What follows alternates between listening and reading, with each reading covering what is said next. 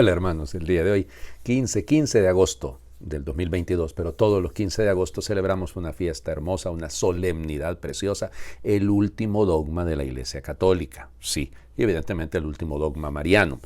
El 1 de noviembre de 1950, después de haber consultado a todo el episcopado del mundo, y solo habiendo 6 creo que fueron, y no fueron objeciones, sino que pusieron algunos reparos frente a lo saludable de hacer esta declaración, el Papa Pío XII, con una encíclica preciosa, la Munificentissimus Deus, declaró a María asunta en cuerpo y alma a los cielos.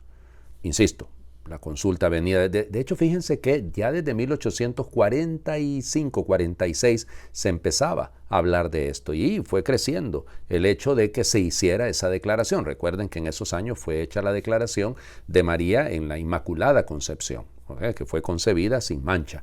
Ok, entonces inmediatamente terminada esa declaración dogmática, fueron muchos los padres, fueron muchos los obispos que fueron solicitando que también se incluyera la Asunción de María. A ver, ¿de dónde parte esto? Litúrgicamente las celebraciones se dan sobre todo en el Oriente, porque se celebraba la fiesta de la dormición de María. Ya desde el siglo V hay atestiguados momentos en los que se fue celebrando esta fiesta allá en el Oriente. Hay un montón de santos que hablaron de este misterio de amor, de cómo la Virgen fue llevada al cielo, que murió, que durmió y entonces fue llevada al cielo.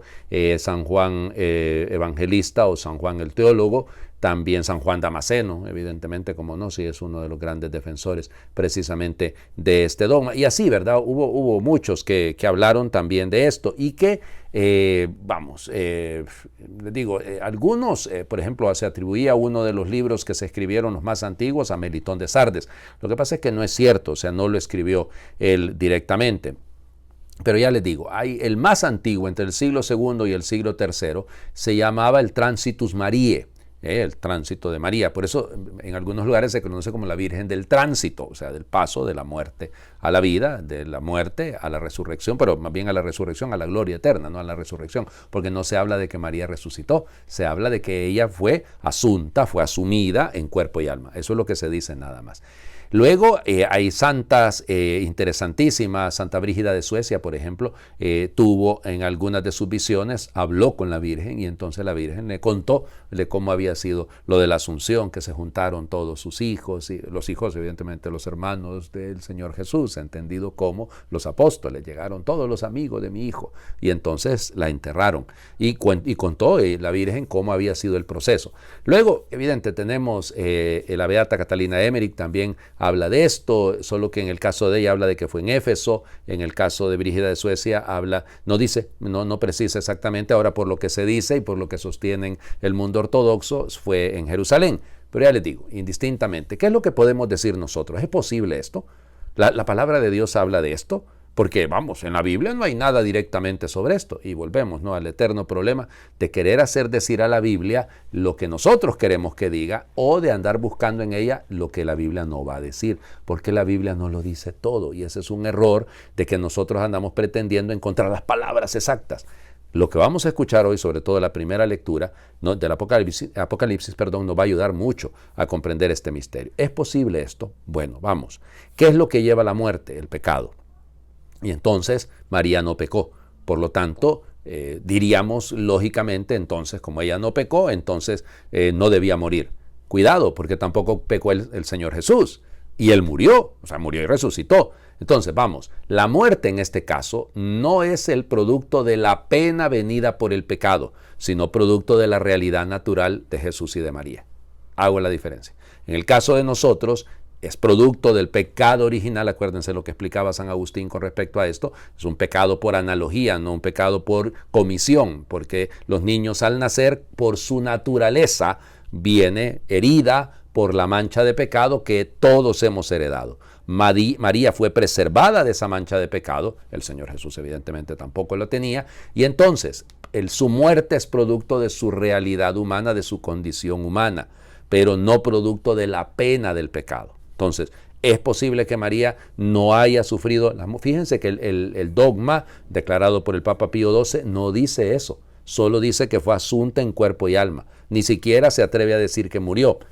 repito, algunos de los libros y de los escritos apócrifos, evidentemente, más antiguos, y la tradición de la iglesia y la tradición ortodoxa dicen que fue enterrada y que luego fue asumida, fue llevada en cuerpo y alma. Punto. No vamos a hablar de estas cosas más. Es una fiesta preciosa, es la patrona de un montón de lugares en el mundo entero. Tengo entendido, si mal no estoy, no me acuerdo dónde lo leí, oiga, es que se me fue. En algún momento lo leí, que incluso es la patrona de México, de la Ciudad de México, de la Arquidiócesis de México. O sea, usted, ¿no es la Virgen de Guadalupe, padre? Pues no, es Nuestra Señora de la Asunción, lógicamente en Asunción, en Paraguay. Y así les digo, hay un montón de lugares donde la Virgen del Tránsito, porque así se llamaba, insisto, se los recuerdo, antes de que fuera declarada el dogma de la Asunción. Padre, pero Asunción, Paraguay era desde mucho antes. Ya ven ustedes cómo va quedando la belleza, que el pueblo va creyendo esto y lo va transmitiendo. Bueno, vamos a las lecturas porque urgen. Son tres lecturas, evidentemente, si es una solemnidad.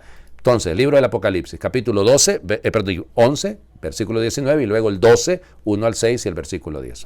Es una lectura litúrgica. Se abrió el templo de Dios en el cielo y dentro de él se vio el arca de la alianza. Apareció entonces en el cielo una figura prodigiosa, una mujer envuelta por el sol con la luna bajo sus pies y con una corona de 2 estrellas en la cabeza. Estaba encinta y a punto de dar a luz y gemía con los dolores del parto. Pero apareció también en el cielo otra figura, un enorme dragón color de fuego, con 7 cabezas y 10 cuernos y una corona en cada una de sus 7 cabezas.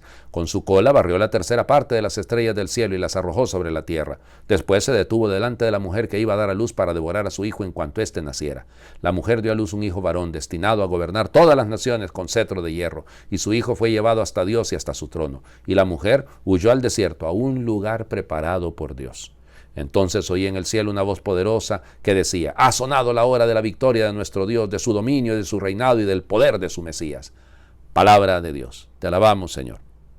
La hora de la victoria, la hora del poder, el que reina con cetro de hierro. Entonces, pregunta para todos los detractores y sobre todo para aquellos que leen de manera tan equivocada la Biblia. ¿Es posible que Dios haya no solo preservado de mancha de pecado a la madre del Señor Jesús? Es más, perdónenme, es posible, ¿ya?, que María haya concebido a Jesús siendo virgen. Es posible que su Dios la haya elevado, la haya subido, la haya asumido, ese es el término, ¿no?, en cuerpo y alma. Es posible, pregunto. ¿Es posible que Dios haga esto? Claro que lo es. Dice aquí claramente que el dragón no la atacó a ella. El dragón de todas maneras le tiene miedo y le huye a la Virgen. Le tiene miedo. Quiere devorar a su hijo, pero a ella no la ataca. Y fíjense cómo nos dice que la mujer fue llevada al desierto, a un lugar preparado por Dios. Claro, la mayoría de los expertos en el libro del Apocalipsis sostienen que la figura de la mujer aquí más hace referencia a la iglesia que a la Virgen, pero se hace por relación que está hablando de ella. Una mujer encinta que va a dar a luz un varón que tiene la luna bajo sus pies, es decir, todas las imágenes que se refieren a María. Y es precioso esto de a un lugar preparado por Dios. Fue llevada, fue preservada para que el dragón que es pues el que se aprovecha del pecado para provocar la muerte, no la tocara. Voy por el tiempo no a la segunda lectura. Está tomada de la primera carta a los Corintios, capítulo 15, versículos del 20 al 27. Hermanos, Cristo resucitó y resucitó como la primicia de todos los muertos, porque si por un hombre vino la muerte, también por un hombre vendrá la resurrección de los muertos.